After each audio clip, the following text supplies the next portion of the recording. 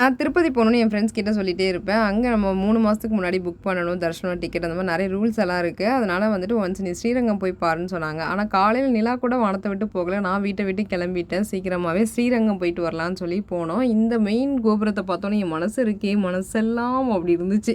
அவ்வளோ சூப்பரா இருந்துச்சு. அதுக்கப்புறம் வந்து ஒவ்வொரு கோபுரமும் ஒவ்வொரு அழகு தான் நான் சொல்லுவேன். 5 கோபுரமுமே பார்க்குறதுக்கு ரொம்ப பிரமிப்பா இருந்துச்சு. இந்த கோவில்ல தான் ஸ்ரீரங்கநாதர் வந்து படுத்துட்டுருப்பாருன்னு என் ஃப்ரெண்டு சொல்லியிருந்தா. லாஸ்ட்டு ஒரு 1 மந்த் முன்னாடி தான் அவ போயிட்டு வந்திருந்தா. அதனால எனக்கு ரொம்பவே வந்துட்டு சரி அங்க போகணுன்ற ஒரு எண்ணம் வந்துருச்சு. சரி அதனால தான் நான் வந்துட்டு இதுவரைக்கும் நம்ம பெருமாள் கோயில் எதுவும் பெருசா போகல அப்படின்னு சொல்லிட்டு பிளான் பண்ணி போனேன். ஆனா ரொம்ப வெயில் அப்படிங்கிறதுனால என்னால சுத்தமா வந்துட்டு ஃபுல் கோவிலும் என்னால போய் பார்க்க முடியல. உச்சி வெயில்ல போனதுனால ரொம்ப கஷ்டமா இருந்துச்சு. ஸோ நெக்ஸ்ட் டைம் மார்னிங்கே அங்க ஸ்பெண்ட் பண்ணி ஒவ்வொரு அழகையும் கண்டிப்பா நின்னு நிதானமா நான் ரசிச்சுட்டு வரணும்னு நினைக்கிறேன்.